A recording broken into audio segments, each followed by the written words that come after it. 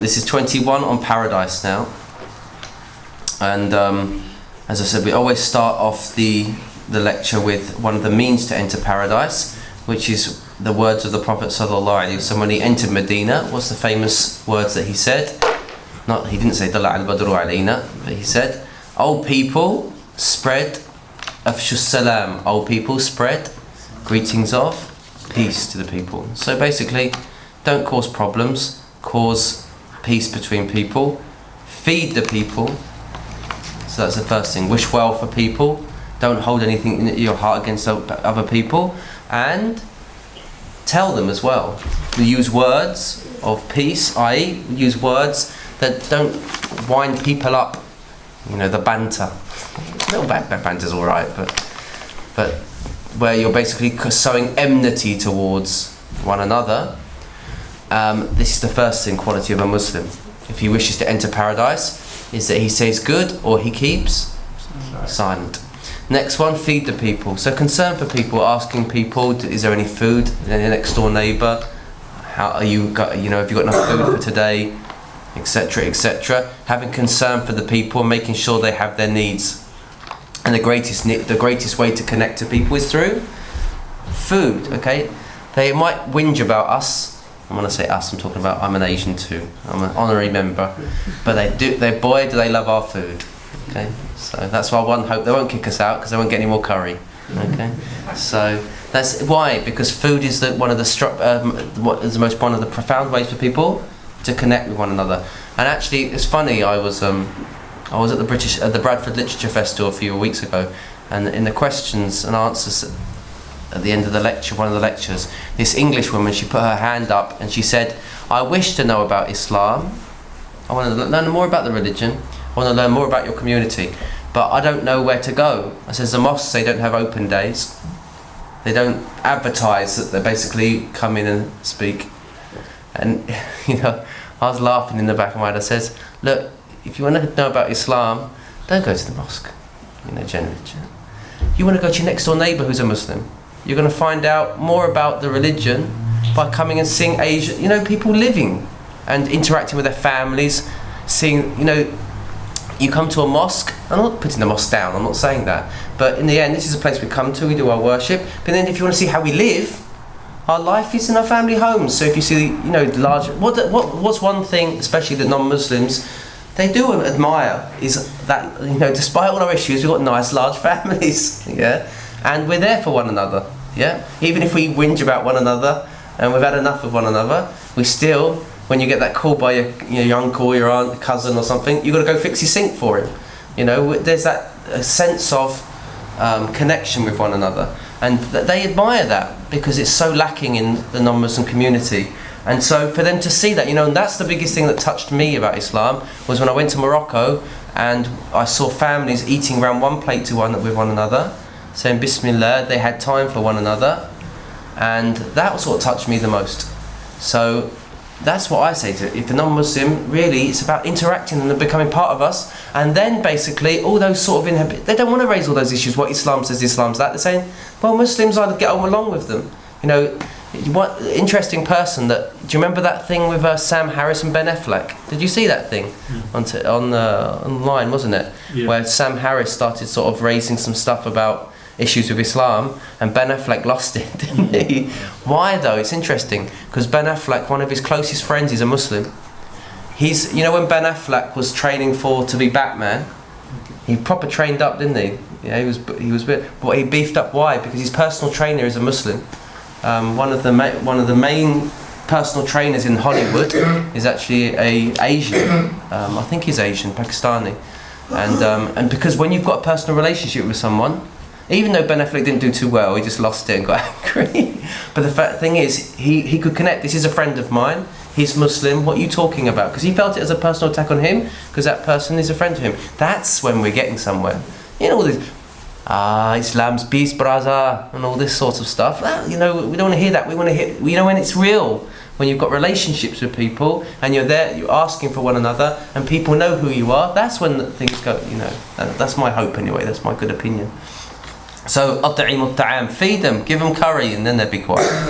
And then pray at night when people are Sleeping. Okay, so have your little personal time with Allah subhanahu wa ta'ala. And I laugh. I've been pondering upon this. You know when you got like something that you really enjoy on TV, like a series. Okay, so for example, Artugul or something. Oh my God, that thing's 100 episodes for a season. How am I going to watch that? You say, okay, I'm going to watch one episode tonight. Okay, and then what happens? It leaves you on a cliffhanger, doesn't it? And then you go, oh my goodness me. So you sacrifice your night for that because you're hooked on it.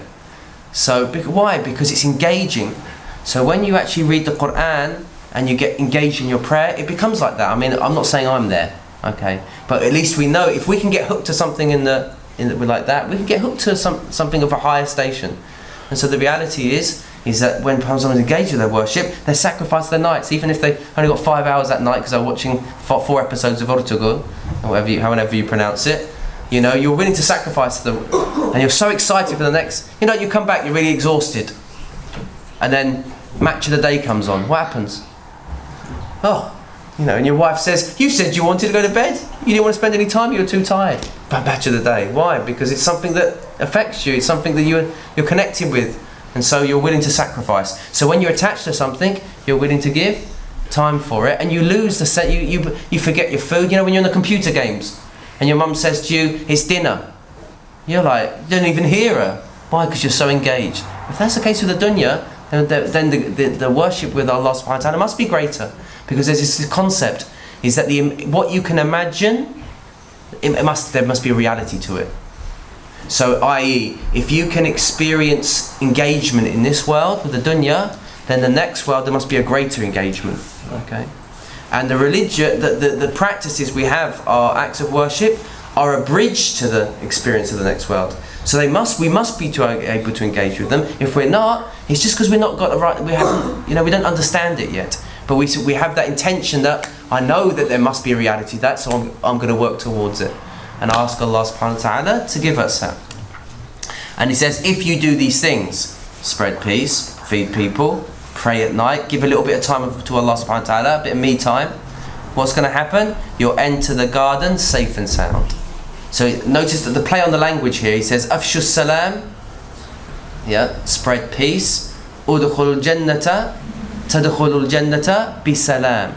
But the play in Arabic's beautiful because He says, send peace, and He uses the peace. And He says, then you'll enter the garden with a peace, He says. He doesn't say the peace, a wondrous form of peace that you can't even imagine.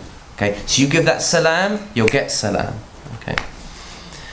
Now, what we're going to look at today, so what we see here is that to gain ultimate relaxation, to gain real, peace, you've got to work for it. We've got to work for it. Okay, and you can experience that. When do you really feel when you've achieved something? When you put loads of effort into something that you're really passionate about, and then you've achieved it, what do? You feel great about it. Okay, and that ultimate is going to be when? In Jannah, when you've achieved something, because you've worked in this world, and then you go through the passage of the Day of Judgment until you enter paradise. Then you go, that was a tough one, that was. And then you can relax. But this is not any type of relaxation. What type of relaxation is this? Relaxation that goes on forever. And this is amazing hadith. I love this hadith. There's a man, when he gets into paradise, he'll recline on his couch for 70 years. So, and this is the first thing I want to talk about today, is the decor or the furniture of paradise. As-sarir. What's a sarir?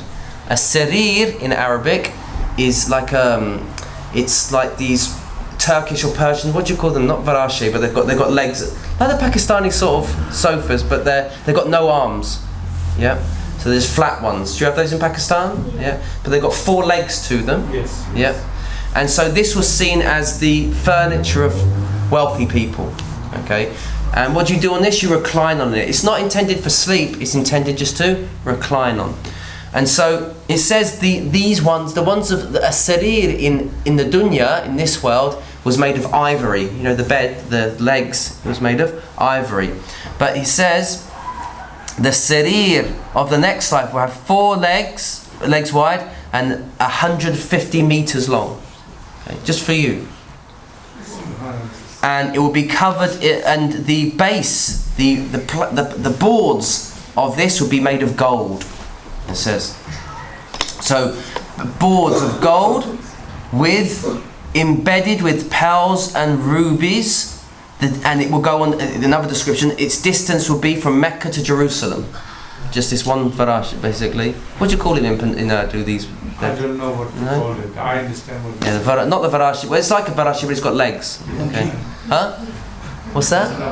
Pakistan called manjia. Manjia. Yeah. Okay, there you go. I got a new word. I've come away from Nelson and learned something today. Can't sleep on them either. Oh, are they? They're not the ones that are made of reed. They're made of reed, though, aren't they? Yeah. Oh no, not those ones. That's not comfortable. Okay. So it says they're sitting on this, and it says description. If you ponder on that and the height. What's amazing about this sarir is that it's lofty, it goes up, and when you want to sit on it, it comes down for you, and when you sit on it, it goes back up. Okay, so you're looking at so that you can look at all your kingdom in front of you. Okay, and we're going to see other things, a reason for them being up so high. And if you want to come down, it comes back down for you. Lift, okay, the elevator goes straight up.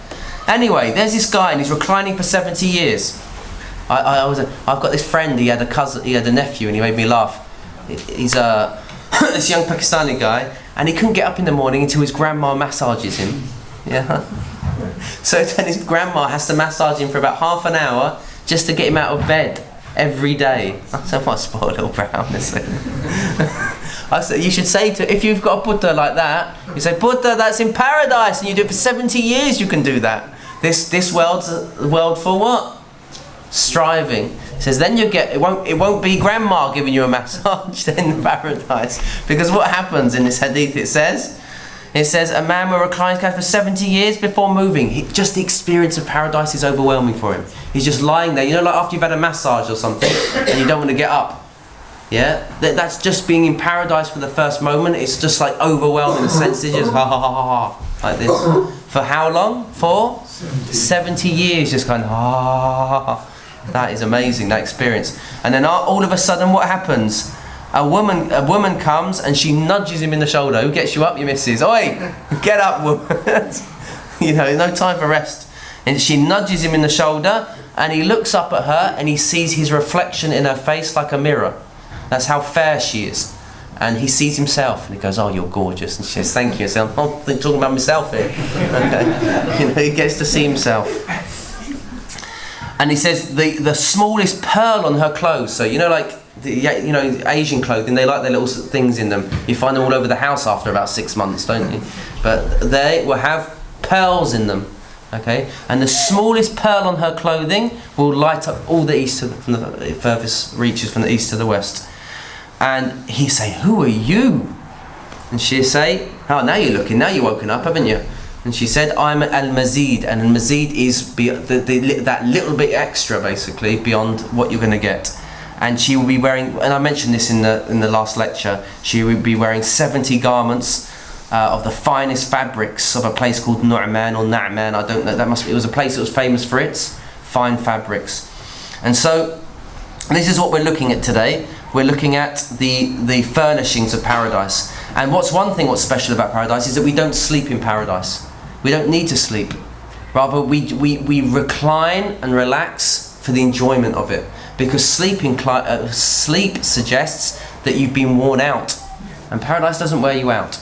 There are two states of paradise. We've mentioned this before. Do you remember the ginger and the camphor? In that paradise gets you excited, but then it gets you calm. You have these, because ginger, what does ginger do?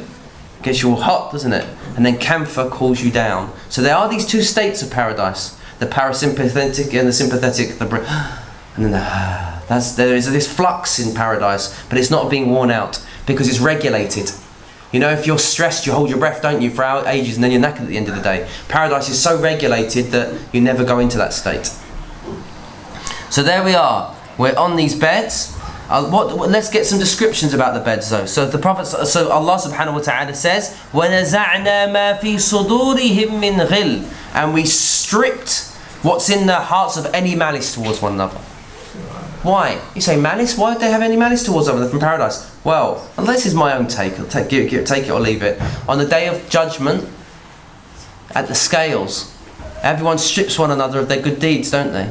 Okay? So eventually when you come to paradise, you're probably thinking, that toe raggy, I would have got a higher station in paradise if it weren't for him taking all my good deeds because well, it's your own doing, mate. Okay? You spoke about so and so, you did this to one and so. But there's this sense of, and not just that, there's the sense of ill feeling towards one another, and then there's also that tiredness, exhaustion of day of Yom Qiyamah. But then as soon as we bathe in the waters before paradise, we just got no feelings towards one another whatsoever. So Allah strips us of any of sort of that thing that holds us back. And so when we're in paradise and we see one another, there's no ill feelings, there's just connection. And if you think about it, even in this life, when you connect to someone with the eyes, that you always get to a point where you can look away, haven't you? There's this sense of a kind of too much intimacy, especially us men. Oh, not that intimacy. No, that's not for me. Okay. So, but in paradise, we can't help but look at one another's faces. One of the reasons is because we see ourselves, our own reflections in the other person's face. And so, one of the descriptions it says, so what does Allah say? وَنَزَعْنَا مَا فِي صُدُورِهِم مِّنْ غِلٍّ in Surah Hijr, verse 47. We strip them of what's in their hearts of any malice whatsoever. إِخْوَانًا عَلَى سُرُرٍ مُتَقَابِلِينَ, brethren, i.e. we feel like we feel this fraternity between towards one another. على سرر, sat on these couches, متقابلين. So we face one another. The couch is actually moved for us to connect with one another, like hovering, something like out Back to the Future, where they're just moving around and connecting to one another, all sitting around. Because if you're in like the old men's club, when you're sitting, it's like basically you all want to face one another in a circle, so you're all just connecting with one another, and you wish to do that, and you just revel in that pleasure. So that's one of the descriptions, that all the couches will be facing one another, so we can be connected. The other one is, Allah says in Surah Al-Waqi'ah that we recited, عَلَى سُرُرٍ مَوْضُونَةٍ, the people who are the sabiqun, the outstrippers, the first people to get into paradise, they'll be sitting on couches, malduna. Malduna means they're so tightly woven with gold and stuff, and brocade, that these couches basically are of the finest brocade, embellished with the finest embroidery, and tightly woven and tightly knit as well. That's one of the other descriptions of the beds, of these couches. عَلَى سُرُرٍ مَوْضُونَةٍ. Another, فِيهَا سُرُرٌ مَرْفُوعَةٍ. So we said that they're raised up. And the last description of them is sururun masfufa. They're lined up one another, so they're tightly next to one another. Even though we said one's the distance from Mecca to Jerusalem, but there's Allah knows best. They're all connected with one another, so we feel this connection with one another around them when we're together. Then what will we be doing on them? Reclining. And in Surah Waqi'ah he describes how we will be, inshallah. He says what's السابقون الأولى ثلة من الأولين وقليل من الآخرين على سرر موضونة, sitting on these couches, على سرر موضونة متكئين عليها متقابلين, reclining and just looking at one another. So I'm just going, Muhammad Dahir, look at you, man, and you're saying, oh, look at me, we're just relaxing like that. Did I get that on the camera? Yeah. And then على سرر موضونة متكئين عليها متقابلين يطوف عليهم ولدان مخلدون. And as we're sitting there like this, we've got young youths just serving us. Okay, why is Allah, I've mentioned this a number of times, why does Allah describe the servants in paradise as youth? And the strongest position they aren't the people, they're created from paradise. That's the strongest position. And why are they eternal youths? Because if you think about a youth, that's when they're full of energy. Little 7-year-old, 5-year-old, daddy, can I do something? That, when they're that age, they want to do something for you. They just want to serve, but when they reach 12, 13, what happens? Oh, I don't have to do it. So the description of the youths is because that vital energy and that excitement to want to be there for you. And so they're running around, and what are they doing? They're giving you platters of fruit and platters of bird meat, and they're pouring you the drink of paradise, the wine, and rushing around. Every time your glass goes empty, they want to fill it up for you as well. So there you are sitting like that, and these youths. What about the youths then? So our young children that pass away, when they go into paradise, they become the age of 33. They drink, they bath in the pools before paradise, and then everyone becomes an adult. The age of, what age? 33. So He says here, now, I'll come back to that quote actually. That's anything else about this? Yeah, so they're the descriptions of the surah. What's the next description? The firash, the furush of paradise. What's the furush? I think this is where we get the word farasha from as well. It comes from the same word, farash. But farash in Arabic, it could either refer to the carpets, or it can refer to the cloth that you put over the couch. So sarir in Arabic comes from the word sarara. We get the word sir. Do you have that word in Urdu? Sir? What's sir mean? Do you know? No, you don't then. Sir is a secret. Yeah, it's a secret. And they refer to the sir as well as your innermost being. Beyond the ruh, there's the sir, which is the secret mystery about the human being, the human soul. It's your innermost core, even beyond the soul. It's that mystery about you. And why are beds called that then? Because the idea is that, we can look at it from a few angles, is that a bed where you lie is a place of privacy. So it's secret. From that sense, you can sit and relax because you don't know, no one's going to come in and embarrass you, or no one's going to come in and bother you. So it's a place of privacy. Also, these beds were covered by sheets.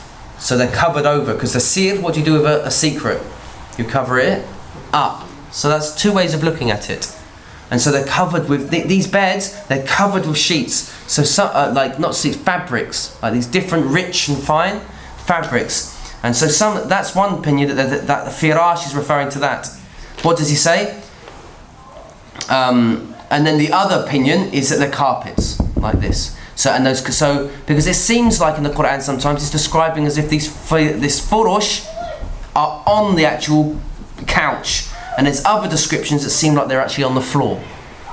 Allah says, مُتَّكِئِينَ عَلَى فُرُشٍ بَطَائِنُهَا مِنْ إِسْتَبَرَقٍ. So they're reclining on, and this is interesting because we just said they're reclining on couches. Now it says they're reclining on carpets. In Surah Waqi'ah, it seems to suggest, Allah knows best, that the Sabiqun, they're on couches, whilst Ashabul Yameen, the people of the right, they're more on carpets. So it's like a level down. So you could either be reclining on a couch, or you can recline on carpet. The carpets, what's their description? Allah says, بَطَائِنُهَا مِنِ اسْتَبَقٍ. The underlay of the carpet, the bottom of the carpet, is the finest of thickest brocade. Like, the stitching, you've got thick, like if you have on a garment, you've got really thick sort of embroidery, haven't you? And then you've got the really thin one. It says just underneath it's all the finest embroidery underneath. So it's as if that's what it's like underneath, then what about what's on top? So it leaves your imagination thinking, oh my goodness me. And this is important because Arabs, they were Bedouin societies. And so generally, if they were very wealthy, what would they have on the floor? They would have carpets if they could afford it. They'd be the very, very wealthy. But who was famous for their carpets in those days, at the time of the Prophet ﷺ? Which civilization? The Persians. And the Persian rugs would be huge, these huge, beautiful rugs.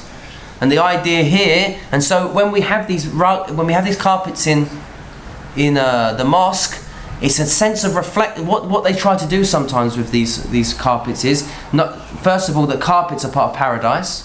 The second one is that sometimes the decor on the carpet is of a garden, because it's to mix the two. And the idea of a carpet is to try to create that sense of grass, that softest grass in your house. And so paradise has these two surfaces. It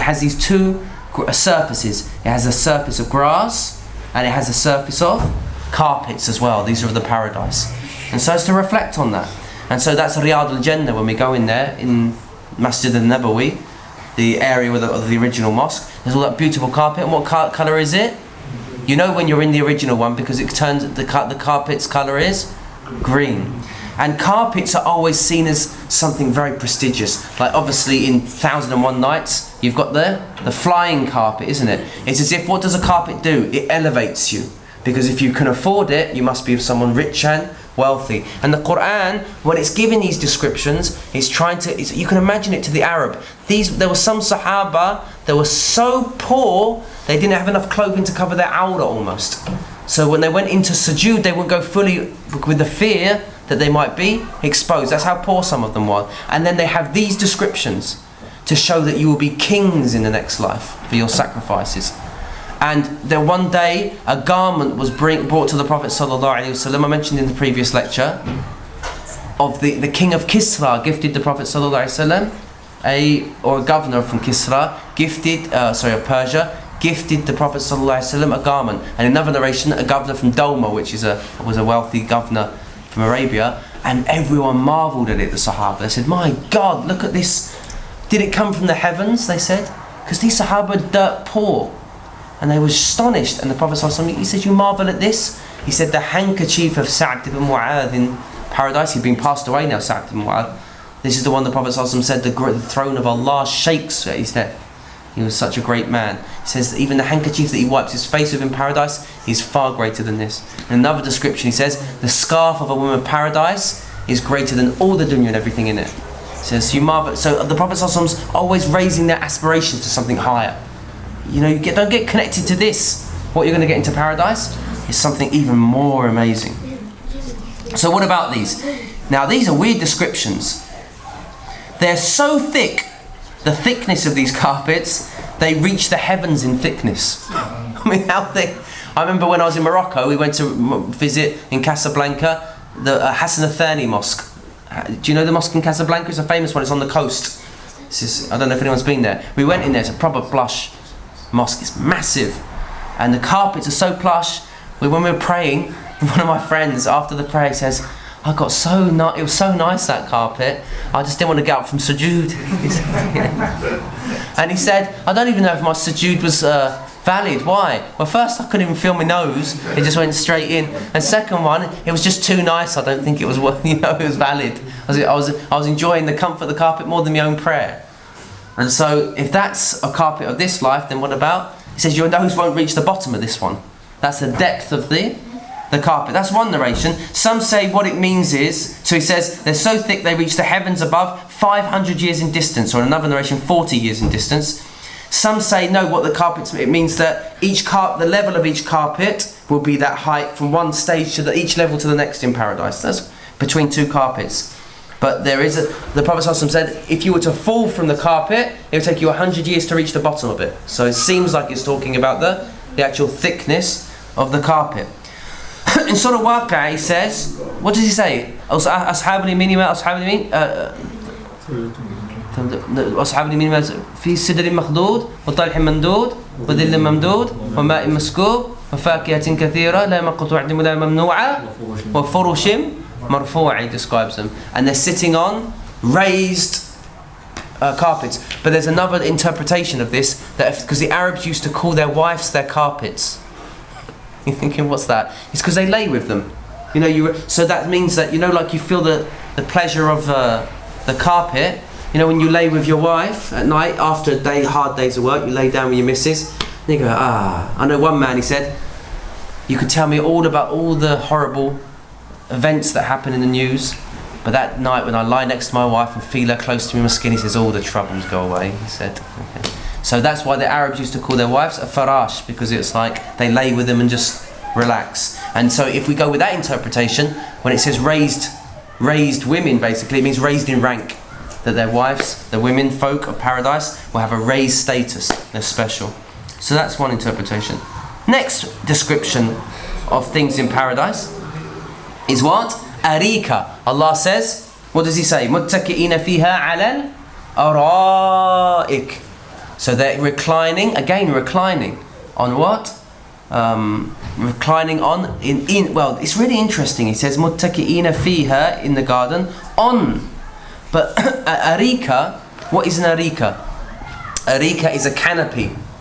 So if you want to talk about arika, it's a couch, but it has this special couch. It's a couch that has this, Pakistani weddings, the bride's bed, isn't it? Yeah. Well, two things. They say it's what the bride sits in the wedding day. So you could have, I don't know in Asian culture if you have this, she sit on a chair or something, and they have a canopy over it. Do you have that? No. Yeah. Or the actual bridal bed, isn't it? They scatter, very romantic. They scatter the rose petals there, and then they have this covering, don't they? It's discreet. So this is an arika. There's conditions for this. It's a couch with this covering, and it's then on the couch itself, it's got like fabrics on it, and then the other thing, it's got pillows, and then it's got carpets underneath. So you're all done basically. It's like in the sultans and the kings, they would have this if they had to travel and they had to camp at a place. He wouldn't be in a tent, the sultan. They'd put up a whole canopy for him, and so that if he has any subjects, they come here and they sit with him. So all these descriptions are to express that we will all be kings in that world. Okay, we will all be living luxurious lives. He says, متكئين فيها على الأرائك, and in Surah Insan, I think it is, isn't it? ولا يرون فيها شمسا ولا زمهريرا. You'll be protected, but the reality that they won't see any sun in it, and there's no sun in paradise. The light is from the throne of Allah subhanahu wa ta'ala. And ولا زمهريرا, or any intense cold they won't experience. So no major heat and no major cold, just warmth and breeze they will be experiencing. And then, so as if their canopy is protected. And in Surah Mutaffifin, على الأرائك ينظرون. Yeah, what is it? إن الأبرار لفي نعيم على الأرائك ينظرون. إن الأبرار, the pious people, إن الأبرار لفي نعيم, in a kind of bliss you can't imagine, a kind of ease you can't imagine. على الأرائك, on على, he says, because it's talking about the actual couch in the canopy. They're in these couches with canopies. ينظرون. They're gazing upon one another, we said. But there's a bit at the end, isn't it, about وَإِذَا مَرُّوا بِهِمْ يَتَغَامَزُونَ وَإِذَا انقلبوا إِلَى أَهْلِهِمْ انقلبوا فَكِهِينَ وَإِذَا رَأَوْهُمْ قالوا إِنْ. Keep going.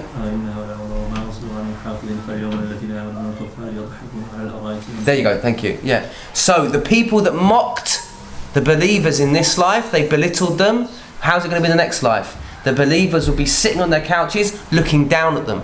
Allah will reveal the station of those people that mocked them in hell, and they will get to gaze on them to say who's laughing now, basically. So to give them relief. So they mocked you in this life, you will get the glee in paradise. So you'll be sitting on couches, and Allah will reveal the state of those people that mocked those believers. Say, don't have any doubt that those people are not better off.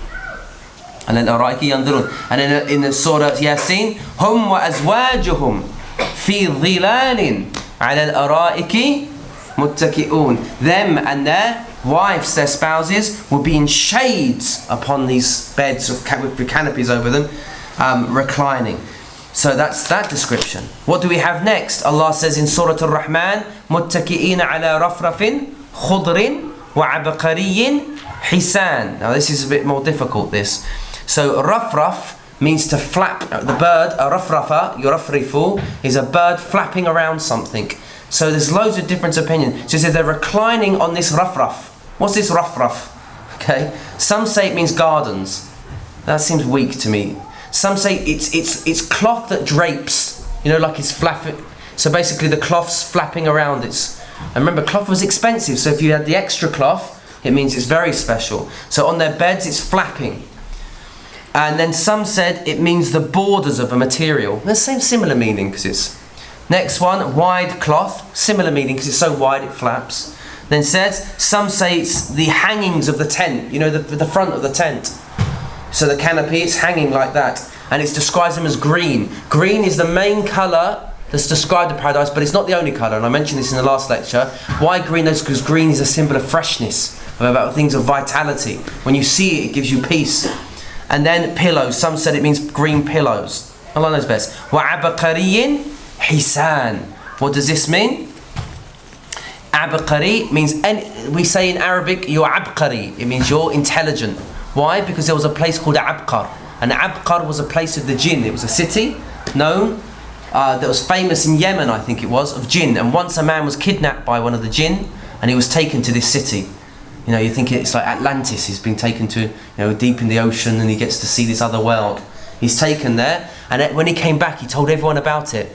And they went, hey, he listened to these fairy tales, and he got called Abqari, basically. And anyone that comes with anything like amazing or fantastic, that became like Abqari. It means, where's he get all this from? And so then it became known as like someone's a genius, because a genius is like, where's he getting his? knowledge from. And so abqari is describing anything that is of wonder. But here it's cloth embroidered with gold. He says that's one of the, or it's velvet. Anything, I mean, it means anything of high quality. So if it's of high quality, Allah says abqari hisan. So it's of the greatest quality, and then he gives it a description saying finest. So it's the finest upon the finest, this description.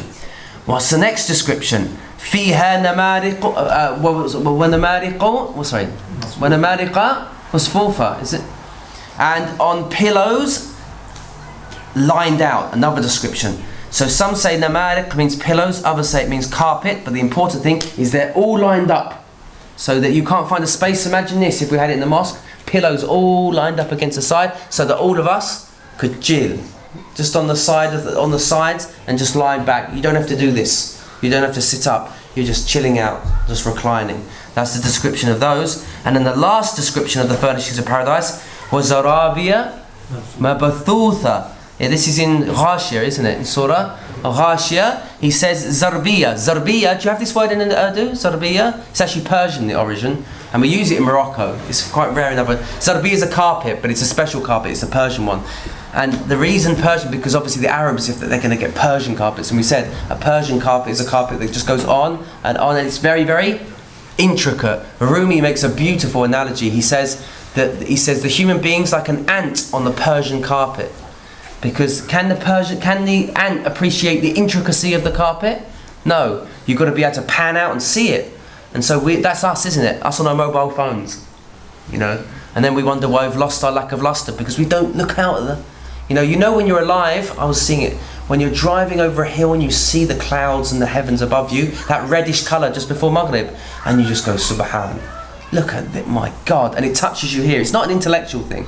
It's like nice cloud, nice sun. No, it's phew, look at that. And that's what Allah wants us to do. Marvel at His creation. To realise you think that's marvellous. Guess what's in the next life? But we've got to work for it. And so that's the last description of the people. And it says Zarabi mabathutha, plentiful. So these are massive carpets, but you've got loads of them. So you can imagine how far they go on. Ask Allah subhanahu wa ta'ala and enable us to strive in this life so we can experience that. As I said, it doesn't come easy, this stuff, so we have to strive and we have to have purpose.